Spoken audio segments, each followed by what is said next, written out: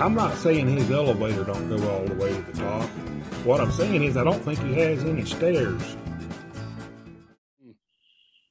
All right, Andy, you said something about getting into talking about community. You want to dive into it? All right. How long Joe can stay?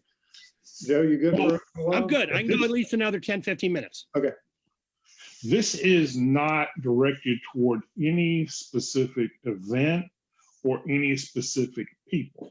Okay. So this is not going to be one of those hot takes. I just think it's after a certain point. Now, granted, the three of us are probably north of the mean age of the community. Sure. But after a certain point, and you guys are both educators. I have a degree in education, never worked as a teacher, never been certified, but went through, at least part of the training you guys did. After a certain point, you have to say, wow, this is like middle school. This is just people deciding that they're going to start trouble about something. Now, if somebody was doing something that was truly unsafe, if an owner was a mass murderer or, something just awful and terrible was going on, sure, that's one thing. But so many times it just comes down to, well, if I didn't like Brian's review of Whiskey and Hardtack, I'd just send him a DM and say, hey, you said this about Holly and Dawn, and I kind of disagree with you on that. It wouldn't be something that I would come out there and just, start a whole bunch of drama on. There are so many reviewers out there right now that I am sure that there's one or two that you can get comfortable with, that can fit your philosophy. And, so if one doesn't work, okay, cool. Just back off, don't make a stink, and go find another one. But yeah, it's just after a certain point, it's just kind of ridiculous. I think some of it, I think probably some of it's 2020 with COVID, but we can't blame it all on that because there was drama here and there. It's just you get a large enough amount of people. Right. You're dealing with personalities too, and it's online, which makes things a little bit different than if you were face to face. I don't know. It's kind of tricky. I think for me, my personality is a sponge, right? Somebody's all upset about something. I don't react to it. I don't overreact. I don't go out and share this and that and the other. That's just not who I am. Right. Other people's personality, they get offended when somebody else gets offended. They get offended for them. And then, it just kind of, they either reflect it or they escalate it. Whereas I'm a sponge and I de-escalate stuff. So you get a large enough group of people, you're going to have enough of those personalities that are bigger, that's going to reflect and then kind of blow things, not out of proportion necessarily, but it kind of keeps on moving and it kind of grows in of itself instead of being tamped down quickly. That's kind of my feelings about it. Joe? The really troubling thing, and then I'll shut up and let Joe add his 2 cents. I'm gonna mute you. The really troubling thing is, in at least 2 or 3 of the big major blowups that we've had in the last 2 years or so, there's been a company behind them. And going back to that professionalism, that's kind of one of those things. It's like, all right, not to put anybody up on a pedestal, but for crying out loud, be like Adam, be like Hanyaker. He does not pay attention to it. If you say you love his stuff, he says, cool, man, appreciate you. And it goes on. If you say, man, I think this is garbage, cool, man, appreciate you, it goes on. That's just my take on it. And then I'll shut up and defer to you. Some guys kind of gravitate towards the more fiery guys and the more fiery owners, and that's just who they gravitate. That's who they like to deal with, and then guys like you and I, we like the guys who are quiet and do their own things and go and just cool with everything. So, and I guess it takes all kinds. Joe? Yeah, a little pop psychology and sociology here, since I don't have degrees in either of those things. Number one, we always the word gossip seems to have it's obviously a feminine now, but it also seems to connote negatively. But when we twist it and make it masculine and call it bullshitting, we're just bullshitting guys, it's all of a sudden more acceptable. But men are the worst gossipers than females, to me, by a country mile. Now, I think gossip, which is what starts a lot of this stuff, let's say in DMs, it's kind of like a dog marking his territory. Like if I come to Brian, oh, Jesus, Brian, did you see what Andy? And then he fires right back up. I'm like, okay, there's my people. But if Brian's like, no, I didn't, Joe, and I can tell he's more mellow about it, then I say, okay, maybe he's not my people. I can be cool with him, but I'm going to move somewhere else until we find those clicks, pods, whatever it is, like you were just talking about there, Brian.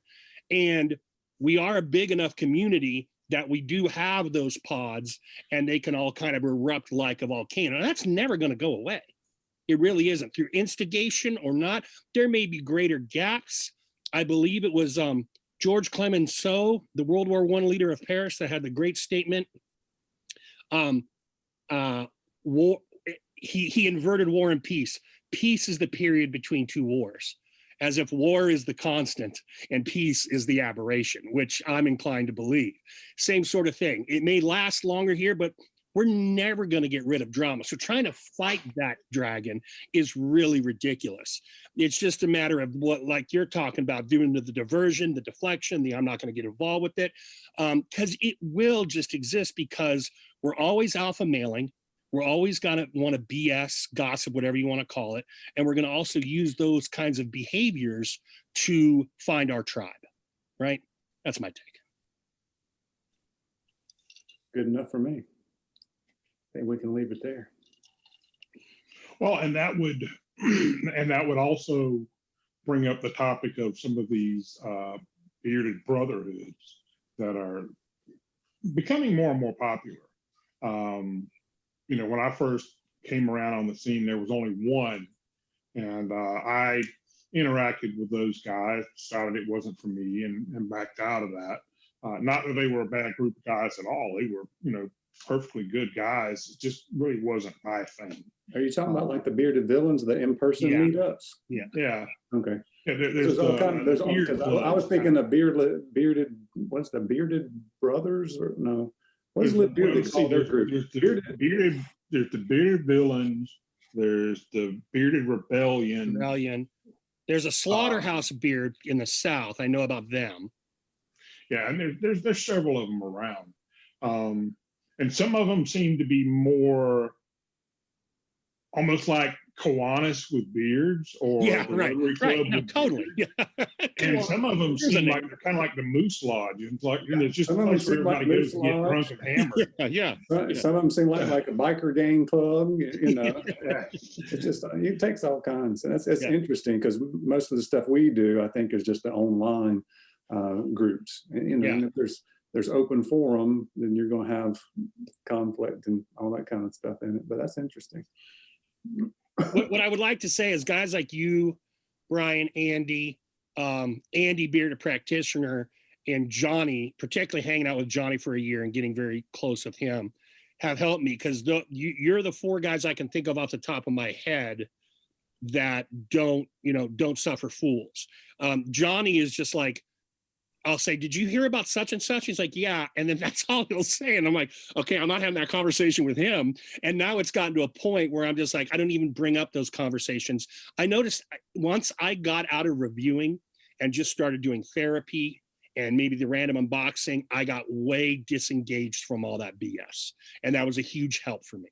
When you're not trying to keep up with what all the companies are doing, because you just get pulled into it because you do work with the owners and you do work with other reviewers, and you know, I try not to be in too many of those group chats because the group chats can just turn into a free-for-all. So I try not to get too involved. Like, you know, sometimes I see them pop up and I read them, but I don't always engage in them. In a different way, my path was a little bit different because when I stopped reviewing, mostly because of the COVID thing, I started working with some of those smaller companies and trying to help them figure out how to do this thing. not from the business aspect, but more from the putting stuff together or giving them scent ideas, or, hey, there's a reason they don't mix those particular carrier oils together. They don't really play together very well. Those kinds of things. When I did that, it was like it was like a weight lifted off of me. I wasn't worried about what's Tyson doing this week, because if Tyson's reviewing this company this week, my God, I want to do it next week. Or if Mo's doing it tomorrow, I got to get mine out tonight. When